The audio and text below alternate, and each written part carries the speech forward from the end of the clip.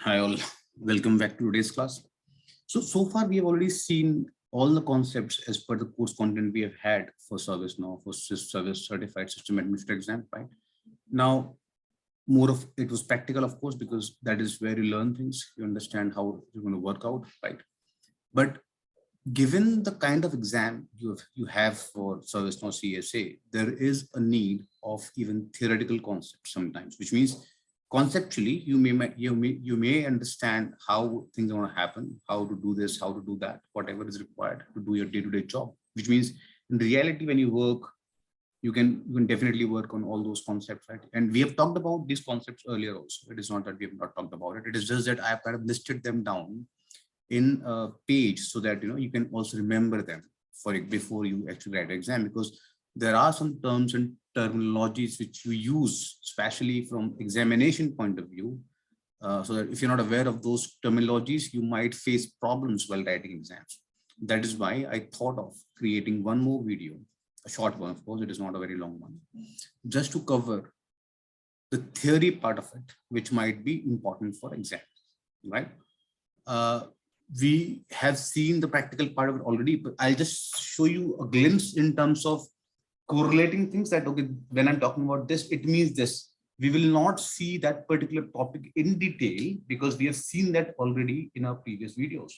So it is more about showing you, when I see any word, for example, what is all menus, I'll just show you where is that particular tab so that you can correlate in your mind, okay, this means this. You have seen that earlier. It is just that now you know that this is called as contextual appeal, for example. That is the whole concept. So this class is focused only on those theoretical concepts which have been covered in the previous classes, but are important to write down somewhere so that you can revise them before examination and you can come out with flying colors. So let's start a few things. There's one thing which you see in my slide, which is a little different, which is next experience. So I'm talking about theoretical concept right now. So I'm taking the first topic as Now Platform User Interface. Now we have talked about it already. We have Service Portal, we have the main UI, which is called as native UI, UI 16. We have now mobile apps. These three things we have talked about. There are two more things which have come up in ServiceNow San Diego release in terms of the latest updates. Again, let me be a little clear here. So I will have a video on San Diego later on. So this is not a video as such on San Diego because it will be a difficult, not a difficult one. It will be a little elongated one, little elaborative one in terms of what all things have changed in San Diego. We're not talking about that right now.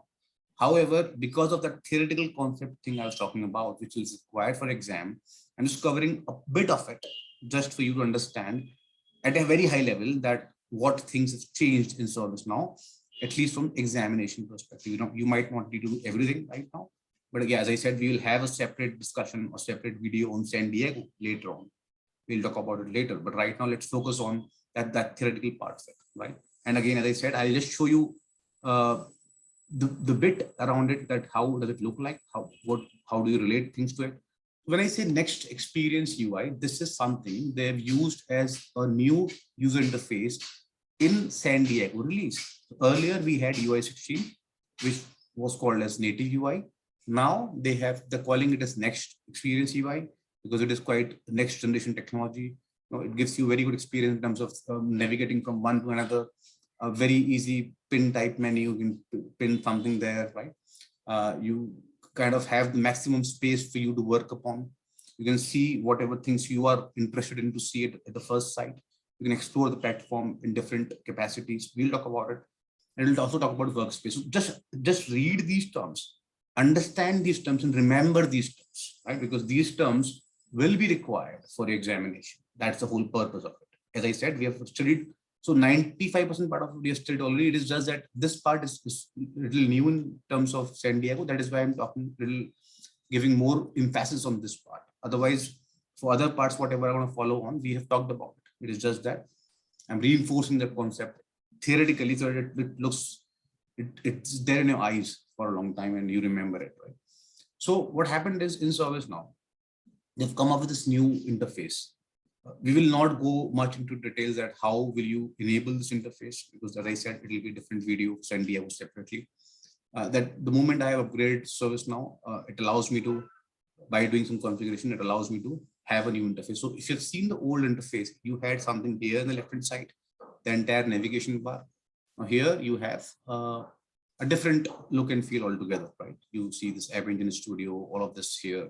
You see a lot of things, right? It is kind of a rocket theme right now. So this, you can select the theme as per your understanding. You can go further. You can actually see what all things I can do. I can write Studio. I can write an application using Studio. I can open a Flow Designer right now, right from here. I can open UI Builder to configure my user experiences. I can open Mobile Studio to write about mobile business apps. So I can do a lot of things. You were able to do these things earlier also. It is more that you're able to do it from the homepage itself without navigating much. So that is the part they are giving in your hands right now with this latest interface. So I think right now, every new product, they are focusing quite a lot on CX and UX part, which is customer experience and user experience, because that really matters, right? How you feel, how does it look and feel is all equally important in terms of the engagement of users, right? So if you see, let me come back here. Let me show you.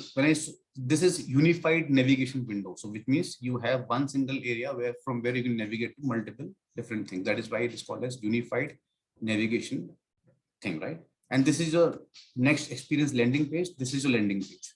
I mean, the moment you click on home, this what do you get here? So you get, the moment you get into San Diego, this is what you actually get. This is your landing page, right? Now, for example, if I click on here, if I tell you this is the landing page I had configured already for myself in the previous version, which was ITL homepage, if I remember it correctly, right? ITL dashboard. This is what is visible to me if I have configured it already for me, right? Otherwise, so this is how things have changed a little bit in terms of themes, in terms of look and feel. So, and we have seen that useful features things as well. We have also seen visualizations in terms of how to go to different tasks. Now, if I were to correlate one-on-one in terms of these functionalities or these particular concepts, right? So as I said, the reason I'm taking these, because sometimes people forget the names of those particular things. That is why it is important to remember. So when I say all menus, I'm talking about this part. This is the all menus. So earlier we used to have a left navigation bar. Right now, we have to click here and we can see everything here. You can pin things as per your understanding. As I said, we'll take this in detail later on. So the purpose is not to show you the latest releases in San Diego. The purpose is to show you how do you correlate these terms, which you have to remember for exam, to the screen, so that it fits in your mind as well. And it's a contextual app pill. This is about this one, contextual app pill, which means it tells you where you are right now. So I am right now on ITL dashboard. That is why it is showing me ITL dashboard. I can mark it favorite. Once I mark it favorite, it can come up here. So you had favorites there as well. You have favorites here as well. So these are the favorites in your section, right? Then you have global search. So in your previous version, you had a global search. This area is called as global search. Now, one additional advantage they have talked about is that they are giving you option to search in the different workspaces also, which was not the case in the previous case, right? Now, if you see notifications, then this is the notification section. Where you can configure the notifications from here. You can set the preferences. You can do the notification setting. So this is what is called as notification from this particular section. So if somebody tells you what are not the components of unified navigation, kind of a question, right? And if there is a word which is different from them, then you can easily say that, yeah, I remember contextual FPL is a part of unified navigation, while this is not, for example, right? Whatever they have given as an additional option. So the idea is that you should understand these theoretical terms equally well before you write the examination, right? So, and then they talk about help. So this is your help section, question mark. We used to have most of these already, to be honest. So it is not something very new. But yeah, look and feel wise, it is quite different. And user menu. So this is your user menu, right? Now, in terms of preferences, you still have the same preferences, but the way is that it is differently organized. So now the look and feel has been changed. Display, you have a lot of things in display. What all can you do here? We'll not go much into detail, as I said. San Diego will take later on. Theme, if you see, there are different themes. You can do that. You can make it to dark. You can make it to, see, everything has changed from dark, default dark, right? You have accessibility notifications again here, and debugging. So accessibility, if I talk about, it has all of those things, right? How do you configure those different features for yourself? So there are some different options, but the idea is that you have all these things on your main page, that all favorites, history, workspaces, when I say workspaces, whatever workspace I have access to as a user, I will be able to go to that workspace. Workspace is a little different concept in ServiceNow. It has been there in the previous releases also. It is now more prominent because people love to work from workspaces. It is quite easier in terms of navigation interface, this interface. You can do a lot of stuff from that workspace. That is why they're talking more about workspaces. They have a lot of workspaces right now. But we'll talk about them a little later. But then you should know that there is a concept of workspaces on the front page itself. And this is where you have the scope of the application, whatever update that you have, whatever the application scope you selected. That is how I was talking about the look and feel has changed a little bit, right?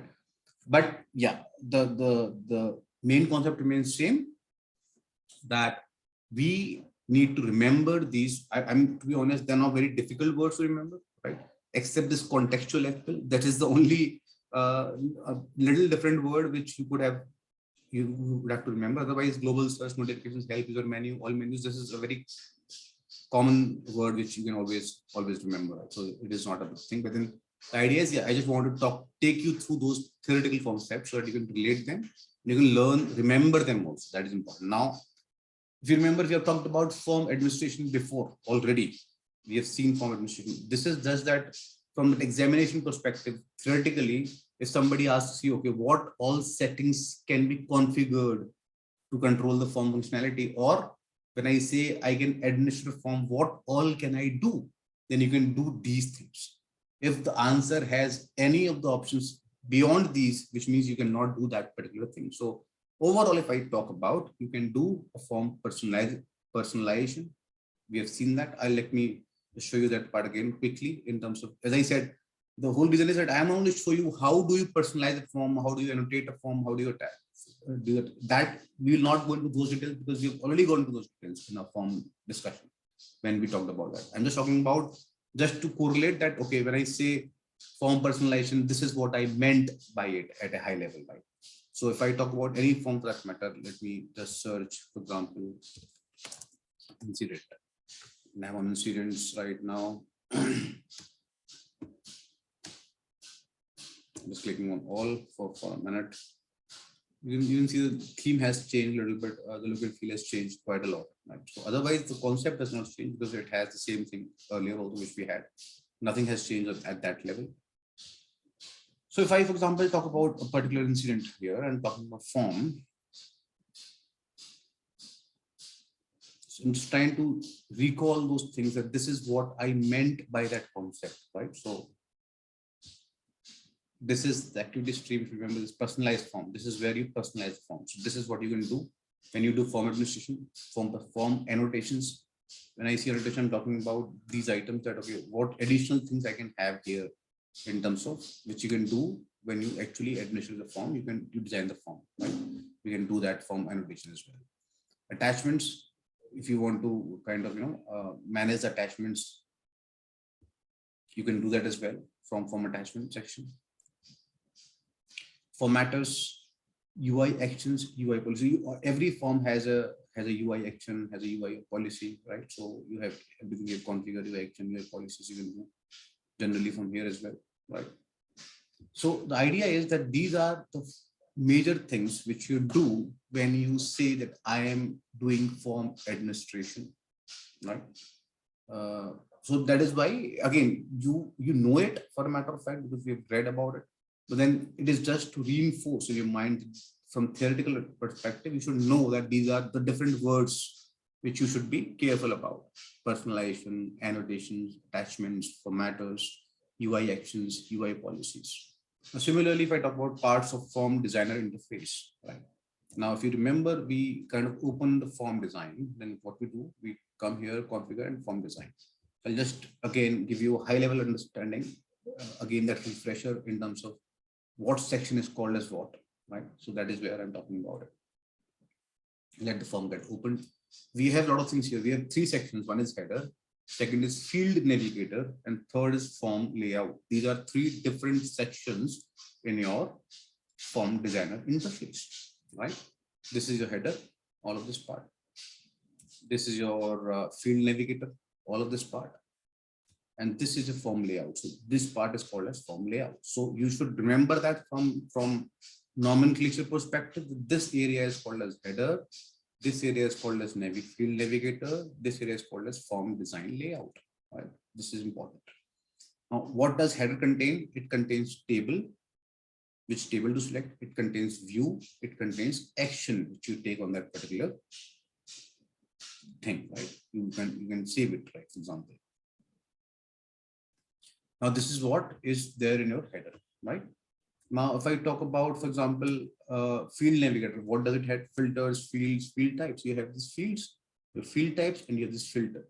So sometimes they ask these questions to you. Now, I know in reality, when you go to system, you can actually do all of that without even knowing that particular term, which is so for me, to be honest, if you ask me, it is not very, very important to remember each and every term, but they need it for examination purpose. And then because it is exam, which is authored by ServiceNow, so you can't do much about it. If you have to clear the exam, you have to remember certain things in terms of what they expect, right? So they expect you to know these words. What is this called as? What is this area called as? What is this area called as? That's just to ensure that you talk the same language. If you're talking to another ServiceNow guy, so for example, if you were to ask a question, okay, have you gone to form design header and did this table change? And he will immediately understand, okay, he's talking about this area. So that is why it is more about a common lingo, which everybody can refer to when they're talking about, right? That's the whole objective of it. That is why they focus a little bit on theory as well, apart from the concepts. So there are some questions, of course, which are based on concepts. In fact, most of them, but few of them are based in theory. And because we're talking about ServiceNow CS exam right now, so that is why I'm just focusing on the theoretical aspect also to a certain extent, right? So fields, filters, and field types, we talked about it. Field properties are accessed by clicking the gear icon. Field property, somebody can ask you, from where do we access the field properties? Can you access it by clicking on this gear icon? These are field properties. This particular field, you have these many properties, right? If you want to go to the upper field, you can go here, from here, you can go from here to here, right? So this is what you do from this. This is called as gear icon. And from here, you can drag and drop things. This is where you can do the annotations. These are different areas which you can add. Now, form layout. When I say form layout, what all do you have? You have sections. This is called as a section. This itself is called as a section. This is another section, this whole area. I can add a new section. I have added, I think we have seen it earlier. Again, I'm talking about this is called a section, right? Now, if I were to tell you formatters, fields on form and formatters. So fields and form, this is fields and form. These are fields and form. So these are different fields and form. You can drag and drop anybody from here to here, here to here. This is what you do as a part of form design. And formatters. This is the formatter, right? Contextual search result formatter. You can apply these formatters also. Different things. Right? No, whatever you want to call it, it is completely up to us. This is attached knowledge formatter. Activities filtered formatter. So the idea is to understand these different terms in terms of what all three things you have at a form design level. Form designer interface, you have a header, you have a field navigator, you have a form layout. When I talk about header, what all do I have? I have table, I have view, I have actions. When I talk about field navigator, I have filter, I have fields, I have field types. I can access field properties by clicking the gear icon on the form layout form. Right? On the form layout form, I have sections, I have fields in the form, I have formatters. Now, what does a form designer allow you to do? Now, again, they can give you a multi-choice question. They can ask you to select 4 answers based on what it can do. So that is why it is important to understand this part also, that you can show or hide fields. You can add a form annotation. We just saw that. You can add a new section. You can add a new formatter. You can add a new field. So all of these 5 things you can do using a form designer. You can do, and if there is a multi-choice question, if there is another option which is not related to this, you can easily filter that out. So that is where it helps you to write the exams if you are clear about some theoretical part of that concept, right? So that is why you should know that this is what you can do. So form designer is just one way to administer the form. I think we have talked about you can you can do the form administration using multiple things. So we have seen all of these already. So this is just a one part of it, right? Okay, this is how you can do these things from the form designer interface. This is about forms, concepts, theoretically, right? Now let's talk about the list context menus. So there are kind of questions that tells you that what kind of context menus do you have for list? Now, if you do not remember this term that you have a list title menu, you have a column heading, you have a list fields, it will be difficult for you to remember that. It will be difficult for you to write in the examination. These are those tricky questions, which is where you need that theoretical knowledge to crack the exam. So let's understand this concept again. So I'm kind of, I'm back on the list. Let me go to the list view. Let me, for example, go here all, maybe I'm on the list view right now, right? So this is the first thing. This is your, when I say list title menu, I'm talking about this part. Right? We have seen this. This is the context menu at the list title level. The same menu is visible here as well. I click on here, then the same thing here as well, right? Now, when I say list column headings, I'm talking about this level. This level. This level. Right? This is called as list column heading. And if I'm talking list fields, I'm talking about this level. This is also context menu that I'm kind of changing something here. I can change the values, I can do anything. And I can also do a lot of things from here. We select the record and then we can do again a few things from there, right? We have seen it earlier also. These are, that is why these are called as three different context menus in the list. One is list title menu, second is column heading, third is list fields. It is important to know these three terminologies from ServiceNow perspective. You may know what to do from where, practically fine. But if you do not know these terms, it will be difficult for you to write the exam. That is why I'm doing this reinforcement course. Now, list configuration options. What are the different options you have to configure the list? You have something called list configure list layout. We have seen it already, right?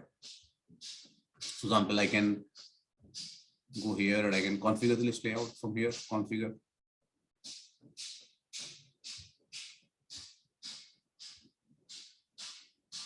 This is where I can change the layout, right? Maybe if I were to go change the menu, sorry. See this configure list layout. This is one thing you can do. Then you can do list calculations. You can do list control. Now you might have seen these options multiple times, but unless you practice it enough, unless you actually read the theory, you might not be able to remember it. So these three things: list layout, list calculations, list controls are here. List layout, list calculations, list control. These three things you can configure at a list level. Everything else is, you can do that also because these are generic to every such flow, to be honest, right? So they're talking at least, especially what are those list level menus we're talking about here. These are three things you can do. You can do advanced list control with scripts. You can write UI actions and a lot of things after that. If I do list control, right, that is one thing. You can do omit record count in a list. So it kind of speeds up how fast list loads, that list kind of loads. If you remove the calculation, whatever you've done at that point of time. So this is where you can do a lot of stuff. You generally don't do it in real life, to be honest, not so much. But yeah, others. So the good part is this calculation part you can do also. Minimum, maximum, averages. You can do a lot of this thing here. We can do all of that, right? So we should know theoretically that these are three different options which are available at list level, apart from these different menus which we talked about just now, right? Now, if I select anything, you can do from here as well. We talked about it. You can do this, right? A lot of things you can do from here itself, right? So I think the concept of list, again, in terms of theoretically, I think we've covered that what different things we can do at a list level. What are the different context menus available at the list level? Now let's talk about table and fields level. So first of all, just to know those definitions, right? What is a table? We have seen all of that. We've read all of that. It is just that I'm just kind of reinforcing that in terms of theory. It is a collection of records in the database. So if I go back, this is the entire table I'm seeing right now. It has a lot of records. Every single row is a record for me. and it is a collection of those records. So the entire thing is called as table under which I have these records listed, right? Now, each record corresponds to a row in a table, and each field on a record corresponds to a column on a table. So we've just talked about it. This is the entire record, and under that record, these are different fields which are in that record. So for every single table, this is the same concept, that you have fields at the column level and you have record at the row level. That is how it works. So you should not be confused with that concept, right? Now, tables module, what does table module do? It provides, so somebody can ask you, okay, from where can you access table modules? So you can do it from two places. You can do it from tables, you can do it from tables and columns modules as well, right? So if I were to go here, if I were to search the word tables, right? So I have this tables as well as second I had, one is I had tables and second I had tables and columns. So here, if you are interested only at a table level, not at a column level, you can do that. You can see this, the moment I selected table, this has changed. It shows you clearly that this is what I'm on right now. This is a table level, which just talks about table level thing. If you want to go to tables and columns, here it will talk about tables as well as fields. So it will be a very big table, but you can definitely access tables and columns from here. Right? This is what you're talking about. So if you do any kind of if you were to do any kind of configuration at table level, I would prefer to go on this level. If you were to do anything at field level, you should go on the second menu. But logically speaking, you can access tables module from both these cases, right? Now, in this case, it also provides list of existing tables, columns, column attributes, and indexes also. That also happens here. Schema map. What is schema map? Theoretically, we have seen it already, if you remember. So if I were to go to a certain table, let me go to an incident table.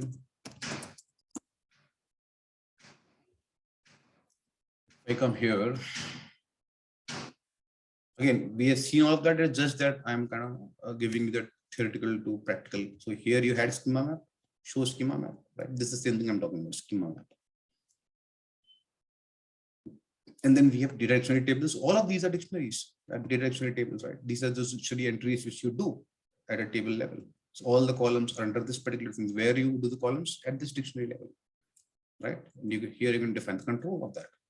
So that is why if you remember, they tell you that when you want to write an exam, you should have some 3 to 6 months of experience, enhanced experience in ServiceNow, because you might not be able to remember these things even when you studied it, but you will remember them if you have been doing these things day in and day out for a good amount of time. You will remember, okay, there was this particular tab. On this tab, I could do these things. So unless you do the practice enough, it is difficult for you to write exam. That is why they always recommend you should have minimum of 6 months experience, real-time hands-on experience, where you do this activity day in and day out, so that you don't have to remember everything, just by theoretically. You can remember that just because of experience, because if you do it so many times, by default, you will understand from where I have to do this, right? That is why they kind of ask you for some experience of that. Now we have seen this. We have seen all of these 4 items. So again, we understand what are data dictionary tables. Somebody is asking definition in the question. What does data dictionary table contain? It contains additional information that defines database elements for that particular table, right? So all those fields we're talking about at the data level, they are all there, right?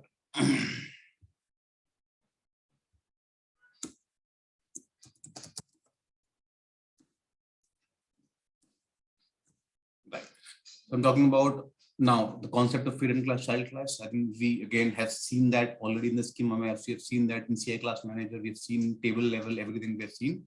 So definition wise, any table which extends another table is called as a child class, and the table which it extends is called as a parent class. For example, if I were to go back to this menu, right, and if I were to say that this incident table extends task table, which means task is the parent and incident is the child class, because this table is extending this table, which means whatever is in task table has already been in parent table. Sorry, whatever is there in parent table has already been into child table, and it has some other attributes around it. So whatever table it extends is called as parent table, and this table is called as child table. which actually extends, right? Now, for example, we know that hardware class is the parent table for computer table, right? We have seen that in CI class manager already. So I'll not go into much detail because you can see that video again. We know that there is a concept like this, right? Now, if I were to tell you, for example, a parent class that is not an extension of, now if you ask you definition of a base class, what is a base class? What do you mean base class? And they give you multiple definitions, right? Then a class which is not an extension of another table is called as a base class. So which means wherever you have this particular empty, they're all base classes for us. They are not extending from any table. All of these are base classes, which means there is no parent to these tables.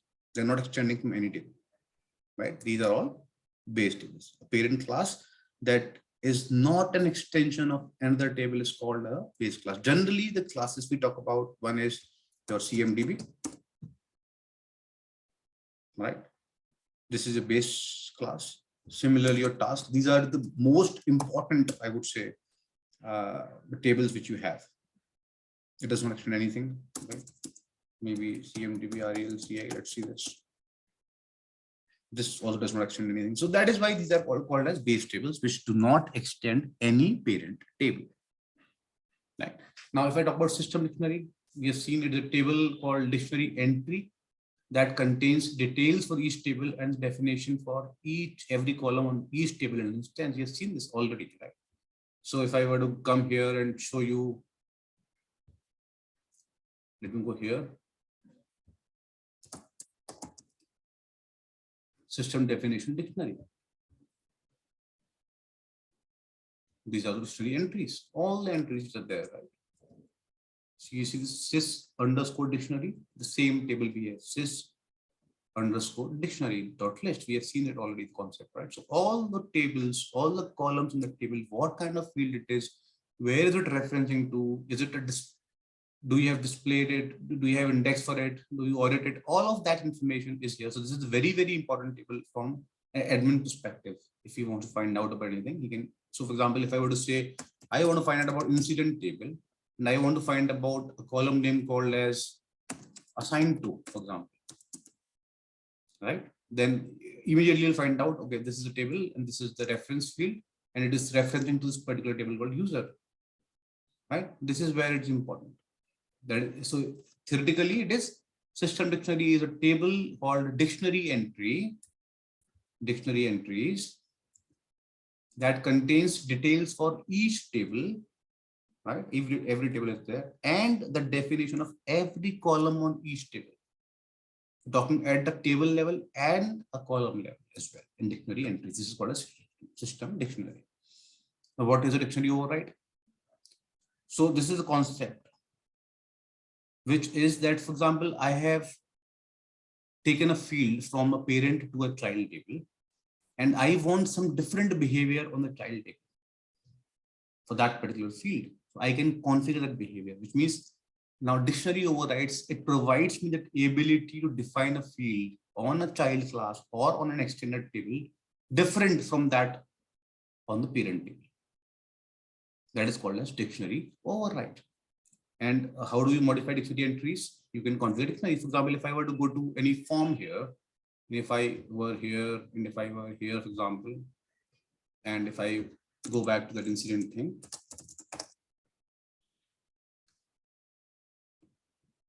come here, and if I tell you this particular form, so if you remember, if I have to configure this particular field, what I'll do right click, configure dictionary. This is where I define or modify the particular field entry on a table, right? This is where I do that. This is called as configuration of. So the question was, how can you modify the dictionary entry by configuring a field in the form? So this is what I'm doing. A field in the form I am configuring from the dictionary entry. So it has taken me to the same dictionary entry table, if you see. Now it is expecting me to change it, right? All right. Now let's see this. I think we have covered the concept of tables and fields also. theoretical. Again, we can see that particular thing which we, when we actually discussed about tables. So this is the theoretical concept. The last concept which we have for today is your visual task board. Again, theoretical concept, because we have seen the practical already. So if you remember, in the practical time also, we talked about these three different boards. You have three different types of visual task boards. One was freeform, second was flexible, third was guided. Okay, freeform, flexible, guided. What is freeform?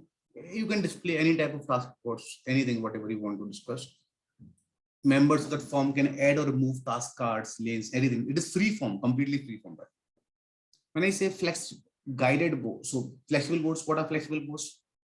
Which kind of match a filter against? So this is where the definition matters. So somebody is asking you, what do we call that visual task board which displays tasks that match a filter against a particular table? The answer is flexible board, right? So if you remember, these are those things against which, on a particular field, when we know that we can group by things on that particular field, like assigned to, like the priority, all those things. That is what it does for that flexible board. We can do that particular filter. We can do things, right? And guided boards, in case of, so it is again similar to flexible boards, except that the lanes correspond to field values and cannot be edited. So, for example, if I were to create a guided board on any field which does not have those values like priority, which are kind of choice values, if you remember we talked about. And if I change the cards from one to another, it does not actually affect the particular value. However, in this case, it does affect. So flexible board is the most important board which you kind of create. But you should know the differences and definitions of these three boards. You should also know that these are the three different types of task boards we can create from a particular form. So if I go back and if I show you again that incident thing, and if you remember, so for example, if I were to do this here and I click on create, show visual task board, right? This is what I'm talking about. So I'm doing it on a particular priority. From here, it will be creating a free form board, sorry, a flexible board, because I'm doing it for a particular field, which is choice based or reference based. This field, if I create, it will be a kind of free form board. That is a basic difference. So if I were to show this here,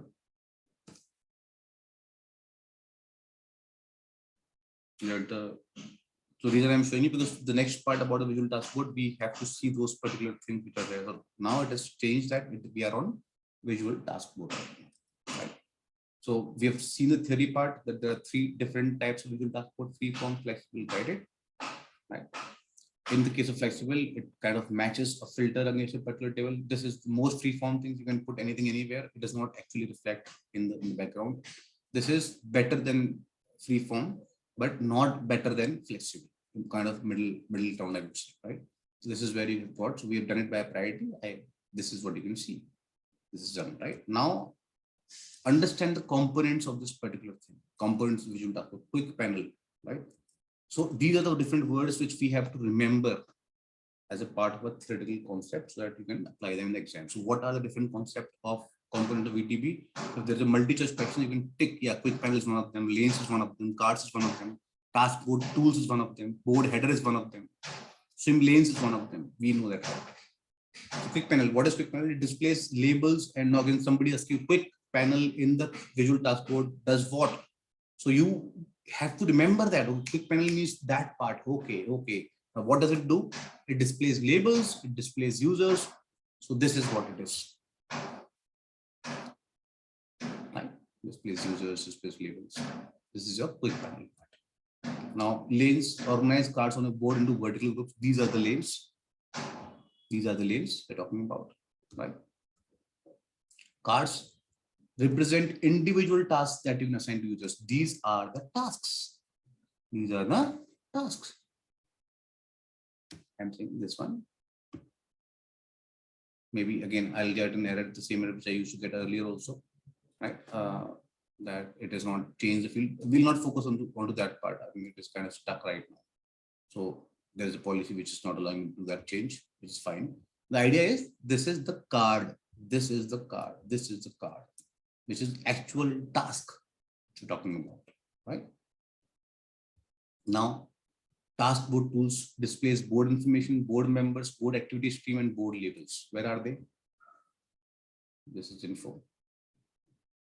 Task board tools, users, labels, activity stream, and configuration. Here also text, quick panel, usernames, labels, show labels, for example. You can show anything, right? Now I can say SLA item OC, for example. Right. So idea is this is what is called as board task board tools. This is all task board tools: info, users, labels, activity stream, and configuration. We have talked all about it. Again, I'm just relating theory to practical, more for exam perspective. A board header displays the board name, the title bar. This is your board header. This whole section, the board header. I can change the board from here, right? Not. Swim lanes organize cards on a board into horizontal lanes. This was vertical lane. This is what is we call as lanes. Vertical. If I were to organize anything at this level, it will be a swim lane. The horizontally. Now here you have the swim lane, right? So you can see this vertical lane field is priority new, and swim lane field maybe I do assign to. Let's see what happens.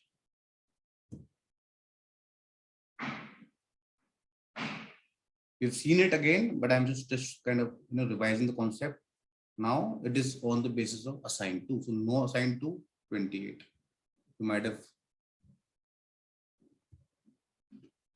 So if I were to go, I think none of them assigned to anybody. That is why they are at this, or maybe they are assigned. Yeah, so you can assign to idle users. So the horizontal lanes are called as swim lanes. Beth Lane, Abraham Lincoln, all of that, right? So these are horizontal lanes.